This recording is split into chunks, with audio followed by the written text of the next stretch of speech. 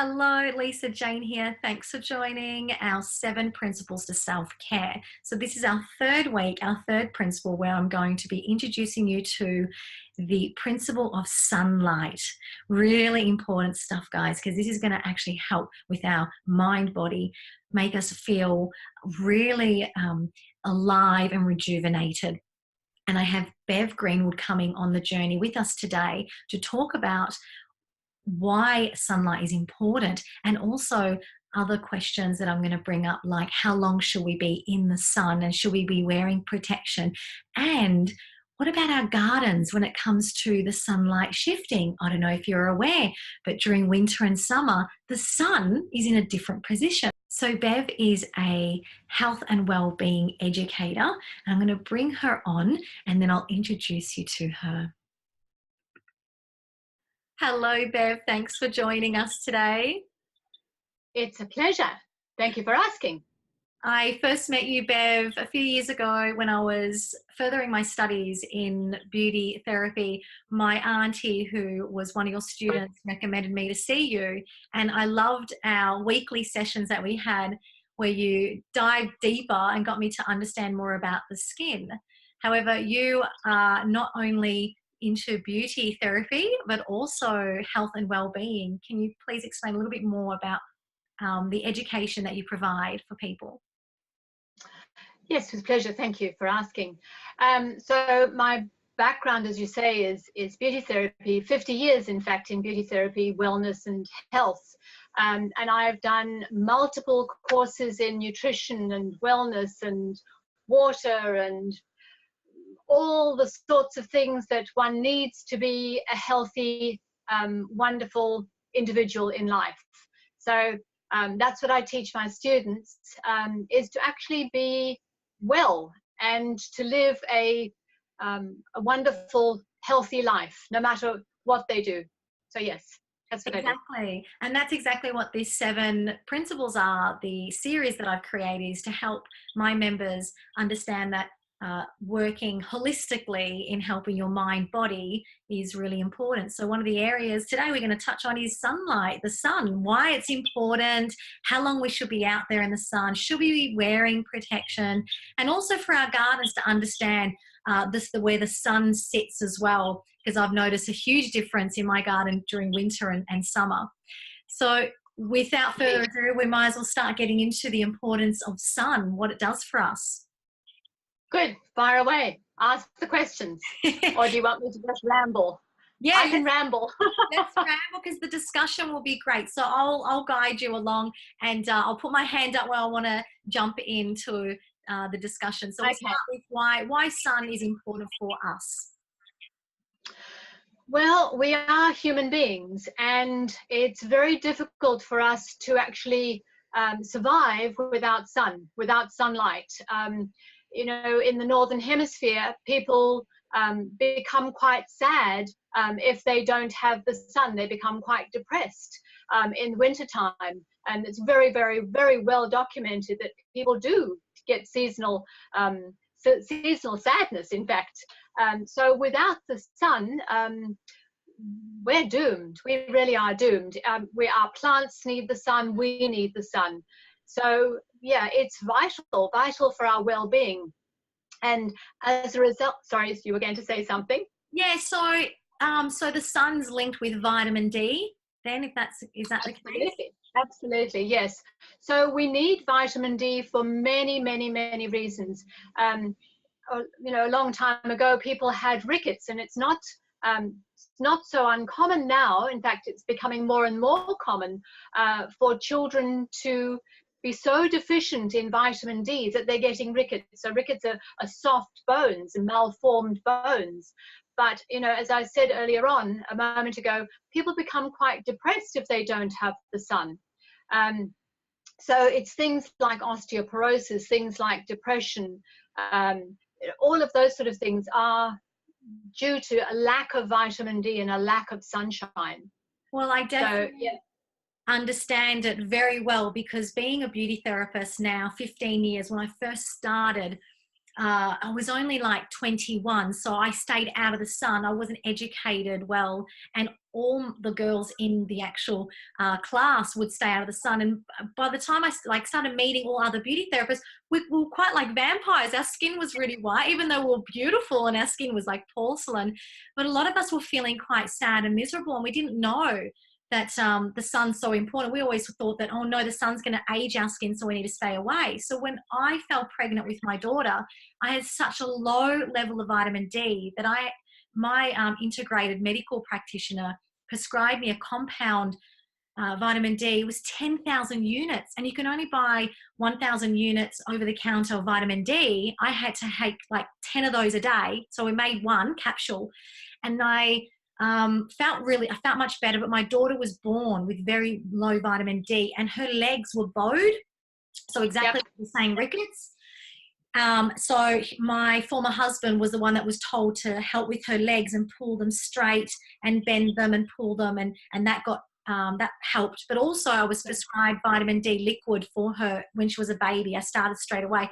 And as a new mum, I actually didn't know what was going on. I just listened to what they were saying. And now when I look back, I go, wow, I'm so lucky that I had the right support to get me on track. So what happened was, about 2 years later, being on this compound, 10,000 units, my integrated practitioner said, why don't you just go and buy them over the online? You can buy it. There's it's called iherb.com. I think all of us know about it now. And there was 5,000 units. She goes, you can go down. And you know what I thought then? Nah, I'm done with these supplements. I want to know how to increase my vitamin D naturally. And so tell us, how can we increase our vitamin D naturally so we can prevent depression? Sure. So we live in Australia here. So we know that the sun is very fierce, and we know that if you go out for a long extended period of time, you will get burned. There's no two ways about it. You will get burned. So you actually have to be very aware of that. And depending on what skin type you are, not whether you're oily or dry or whatever, but the fact that whether you're fair or whether you're black. So number 1 Fitzpatrick to a number 6 Fitzpatrick, as to how long you can actually spend in the sun. So if you're a very pale person with freckles and blue eyes, then you're probably going to be able to spend about 5 minutes in the sun. That's it, before you will actually get burnt. Whereas if you're a Fitzpatrick 6, you can spend all day and not get burnt. So you have to be very aware of that skin typing and phototyping, and be aware of that. So what I always say to everybody, you actually take your phone. You take your phone outside with you and you time it. And you be very prudent about this. You need to be very, very aware that it will burn you. And you need to build up this resistance. So if I'm allowed, I'm just going to tell you just a little bit about what actually happens within the skin. So you've got your different layers of your skin, and at the very bottom layer of the top layer of your skin, the epidermis, you have a very large cell called the melanocyte. And the melanocyte sits on the basement membrane, and it's huge. It's a huge, great big cell with great big arms that are called dendrites. And this cell is a factory that actually creates melanosomes. So the melanosomes are created in the melanocyte, and the melanosomes are then transferred to these dendrites, to these arms. And the dendrites then deposits a little parcel, a little package of melanin, which is the thing that makes us brown, over each cell next to it. The cell next to it is called a keratinocyte. And when it does that, it actually puts the melanin over the nucleus of the keratinocyte. And this then protects that cell from sunburn. And we all have the same number of melanocytes. Doesn't matter whether you're black, green, yellow, I don't care your color. We all have the same number of melanocytes, but it's how long the arms are and how many arms. So somebody with a Fitzpatrick of 6 has many more dendrites, more arms, and therefore can deposit more melanin to more keratinocytes. So when the sun comes down, and it will go down, whether it's UVA or UVB, it will actually go down through the different layers and then hit those keratinocytes, and then be able to make that skin browner or whiter or whatever. So if the person is pale, then those keratinocytes will be actually protecting those cells, and it's really amazing. The problem is with all of that is that the darker you are and more melanin you have, the less likely you are to make vitamin D. Yeah, that's the problem. Yes, that is the problem. I understand that really well, because I do have neighbours that have very, very dark skin, and I have spoken to them about this. And so, yeah, we hang out at the park together a lot, and when we talk about our moods, they say that, yeah, it's very hard for them to build up their vitamin D levels compared to Yes, someone that is of a fair colour. Yep. So you can, you can spend 10-15 minutes and get an enormous amount of vitamin D. They have to spend 2 or 3 hours in the sun to get the same level of vitamin D. And this wonderful campaign of Slip Slop Slap has been fantastic for not having skin cancers. Not really, actually, but I'll go into that later, at a later date. But anyway, I'll zip my mouth up there. But there's a lot of people that, you were saying your beauty therapy friends were always covering up and everything else, but that's a big problem, because then they're going to be vitamin D deficient, and when they do go out into the sun, they're going to really burn badly. It's very, very well documented that workers outside, builders or brickies or somebody, very rarely do they get skin cancer. It's people like us who are inside all the time and go out into the sun for a weekend. That's the people that get skin cancer. So to prevent ourselves from forming an illness or disease or condition on the body, such as cancer, it would be best that from now, because we're in spring, we're starting to, the weather's warming up, the sun's actually going to start becoming stronger. It'd be really important now to be getting out every day. If we've got really fair skin, like you're saying, number 1 Fitzpatrick, going out for like 5 minutes, where someone like myself, I would probably say I can handle about 10-15 minutes, and I do in summer go up to 30 minutes a day.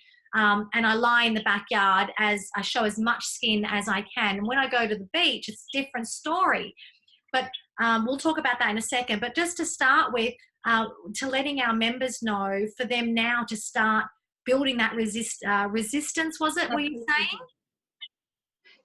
So yes, so when they first go out, they really need to be very diligent, and maybe only stay literally sort of 2-3 minutes if they're a Fitzpatrick 1. 2 minutes one side, literally like a cooking person. 2-3 minutes one side, 2-3 minutes the other side, and that way they will actually build up their melanin to be resistant. But definitely, even over summer, I personally wouldn't go more than 20 minutes, 25 minutes, and so that's 15 minutes one side, 15 minutes the other.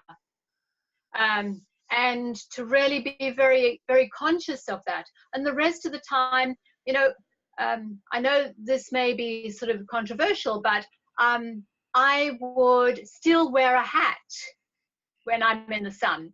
I still wear a hat, because you have stuff in your skin called collagen, and the sun actually breaks down collagen because there's an enzyme called collagenase, and the sun affects that.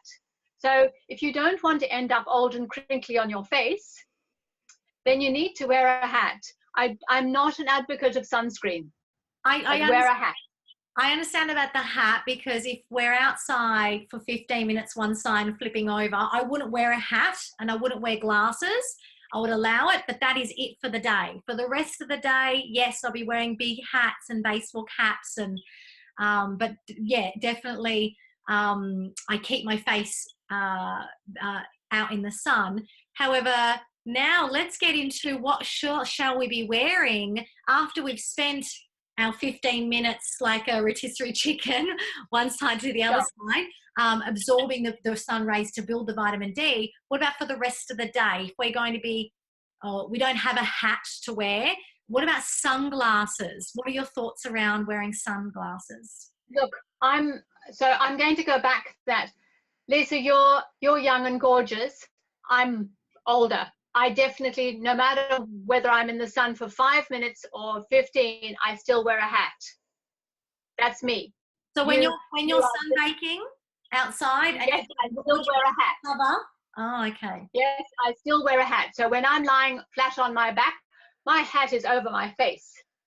I don't, because I'm older than you. I don't want more crinkles and wrinkles. So when I was younger, oh my gosh, I sunbathed all day, every day. But now I'm paying the price. Okay, so I do know that the damage we've done as children come up when we're adults. So I would. And it comes and bites you on the bum. It does. I know. I definitely. You can't see it now because I've done a lot of skin therapy on it. But when I was little, I got sunburnt a lot here, and maybe. Maybe we can. I've got broken capillaries all through there.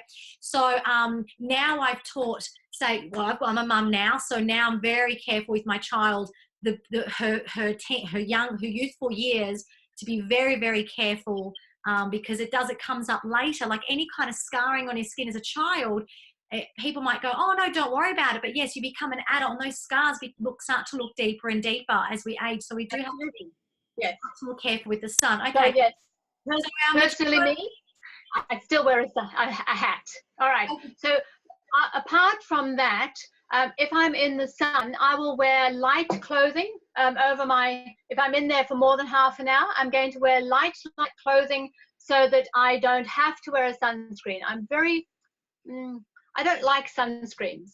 If I do, then it would be a zinc type or a titanium dioxide, something like that, an actual physical barrier rather than a chemical barrier. Okay. I'm not one for the chemical barrier, but I'm much more a physical barrier. So the physical barrier, so I'll reverse. The chemical barrier actually allows the sun to be absorbed and then thrown off, whereas the physical barrier actually reflects it. So that's the difference between the two. So, and the physical one, I much prefer rather than the chemical one. And so where would you put, because I use coconut oil, like actual proper organic cooking coconut oil on my skin when I go to the beach. I have done some research and found grapeseed oil and carrot oil is also quite high up there with the SPF. Are they barriers or are they chemical? No, they're not chemical. Well, because the carrot actually has vitamin A in it, it will certainly help in that regard. But the grapeseed, I'm not sure of what is actually in it, so I can't give you an honest answer there. Okay. But I've certainly heard that the coconut oil will be a barrier, and obviously because it's an oil, it is going to act like a chemical. It's not, I mean, it is a chemical. I mean, water's a chemical, but I think what you mean by the coconut oil will do, like, in a way, the sun rays will absorb and bounce off, rather than the zinc or the titanium dioxide will be the ones that will actually protect. So it will just reflect off straight away. So I have noticed with the coconut oil, I have noticed that I still tan, but I could wear it all day long at the beach. I apply it once or twice and I don't get burnt at all. I haven't had any problems And Yeah. I love the feeling, because when I go jump in the shower afterwards, the sand actually comes off really easily as well. Yeah. Yes. And of course, being the environmentalist that I am, the thought of having all those chemicals, not the coconut, but all the nasty chemicals going into the sea and affecting all the sea life doesn't fill me with joy either. No, and that's going into our system as well. So why would Yes, we it is. buy? Yes, it is. Yeah. Yes. So going back to the amount of time that you need to spend in the sun, obviously when you're young, you need to be very aware. But as you grow older, you actually need to be in the sun longer to make the same amount of vitamin D. So, so somebody that is young, for example, might really sort of only sort of spend, say, 15, 20 minutes, but somebody older would actually really need to spend about 2-3 times that amount of time to get that same amount of level of vitamin D. And obviously, when you're older, you're not wanting to show as much flesh, so that's also a problem. So the elderly need to be able to get their clothes off as much. So what about the eyes then? Do we absorb vitamin D, the sun, through the eyes, and does that help with vitamin D? Yes, because there's melanin in the eye. So yes, So then, yes. So if I'm we not a walk, great advocate of sunglasses, but once again, you know, both Don Tolman and Tyler do sun gazing, and that's another topic altogether. So yeah, I'm not, as I said, I'm not a great advocate. I would much rather wear a hat and shield my eyes that way than wear sunglasses. well, I lost my sunglasses a year ago exactly. I don't know where I put them, and I love those Ray-Bans. They cost me a fortune, but I do believe that it was the universe talking to me saying, give it a go, because I have heard about not wearing sunglasses, and I did. I was really worried about my line that keeps growing through here, which Yeah. actually represents my liver. So that's another area we can talk about another time. But I was really worried. I thought, because I'm always squinting. However, since doing liver flushes and eating healthier and drinking more water and following a plant-based diet, and also I do skin needling as well in that area. I've taken on Dermavigils. And thank you, Bev. You got me onto that. I finally got onto it. And so I have noticed that the line hasn't grown anymore. So my fear about the sun aging me in that area that's what it was. It was only a fear because I didn't know, I was not knowledgeable. So I haven't even thought about buying sunglasses. And in fact, last week someone handed me their sunglasses for a photo shoot, and when I put them on, it felt really uncomfortable. I was like, no, thanks. I'm happy without them. It just felt heavy on my face, and I didn't like the feeling pushing down on my nose. So I'm actually gotten very used to now. At the beginning was hard.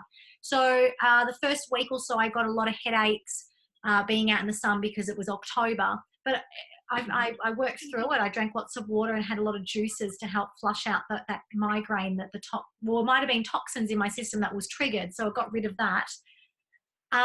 So I'm just suggesting here for our members that are watching, listening, that maybe if they are a long-term glass wearer, maybe to slowly start, well, not wearing them all the time. I mean, some people wear them when they're driving, Yes. get rid of the glare. I So, totally and I think, understand that.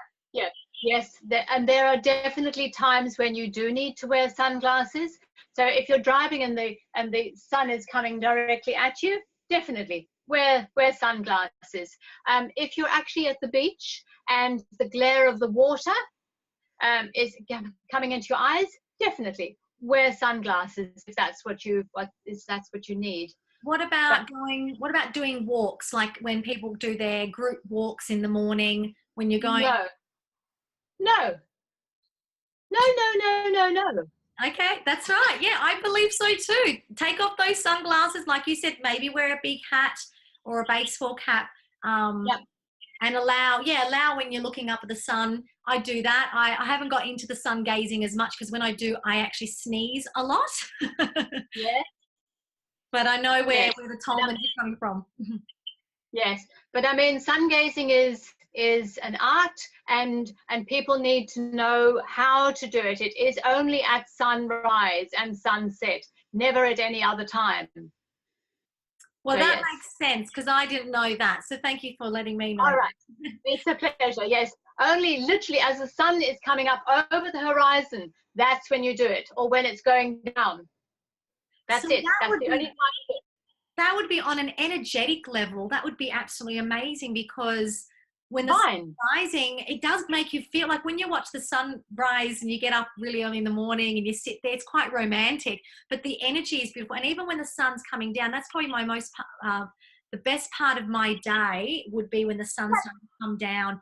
And I love that feeling. So yeah, I'm going to start heading outside instead of staying in the kitchen washing my dishes at that time. I'm going to go outside and watch the sun go down. It's lovely. It's really lovely. Beautiful. So we've covered some points there to know that, you know, how long to be out in the sun, that it's going to increase our vitamin D.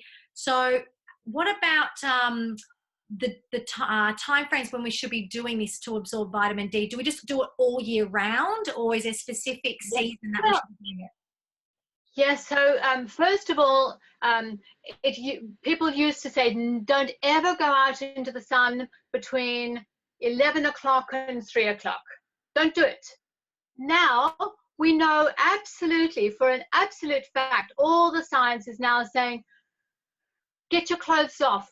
Round about 11 o'clock to about 2 o'clock, get your clothes off, go in the sun.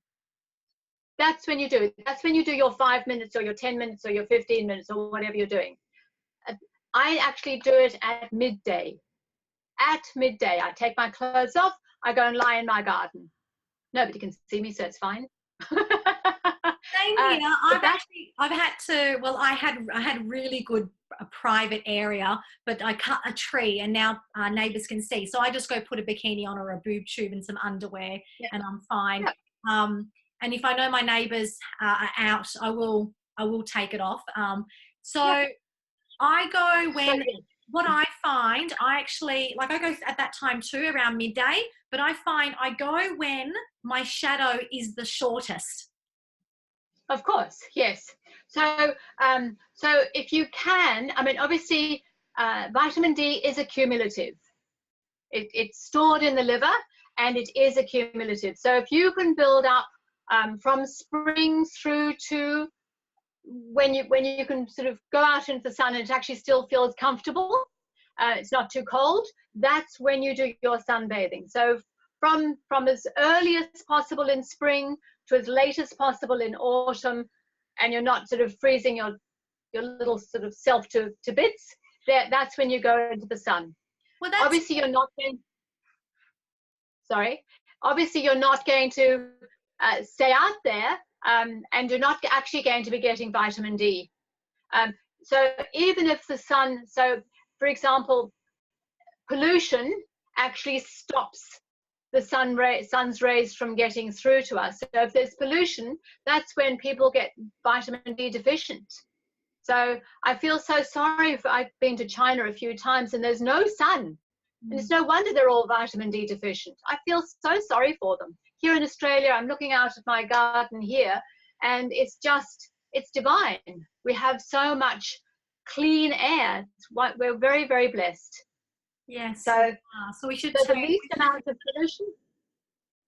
That's important. Yeah, and we should really not take our lifestyle for granted. We should take advantage of this sun. Absolutely. Yes, we're very, very blessed. And when you said the time frame from like spring to autumn, that just got me thinking about the equinox, when we have the spring equinox and the autumn equinox. So for the people that don't know about the equinox, what happens is the earth shifts and tilts away. So the earth goes away from the sun during winter time, and then it shifts and turns towards the sun in springtime. So that's why we start noticing a difference in our weather as well. It's such an amazing science what the earth does. So that's what I do now. I know when it's spring equinox, that's the moment I go, yep, I've got to get naked and out in the sun And then when in autumn time, yeah, you do start to feel a little bit chilly. You're like, yep, it's the autumn equinox now. We can, and then from that time, say autumn through to winter, I don't go out in the sun like that. I just do my normal watering. I go for walks normal. And I did it for the first time ever properly. I last year from spring, I did October, November, December, January, February, March. And this year, for the first time in winter, I did not have depression. I did not feel blue. I did not wake up in the morning saying to myself, are you okay? I didn't have those moments of panic or falling into a rut or feeling stagnant. And I'm really blessed that I was able to be taught this, Bev. So now I want to be able to share with other people how to dunk that funky feeling. Yeah. The other thing, of course, has nothing to do with sunshine, but except it is, the more you walk in the sunshine, the more or the less depressed you will be, because the walking actually through the air allows us to be energetic, because we're an electrical creature, and so walking through the air and allowing those wonderful hormones to be, you will actually kick in those endorphins and be less depressed. Yes, so I've noticed that. And I've noticed with my clients as well, when I help them to do a fun activity after they finish work. So I teach people the 24-hour chi cycle, and at 5 o'clock, it's really important to stop working and do a fun activity like going for a walk, take your dog for a walk, or go do dancing, anything that's going to make you laugh and move through, like you said, move through the air, through the elements. And they have actually come back to me telling me that they actually feel a lot more happier. So absolutely. Yeah. And this is very, very important.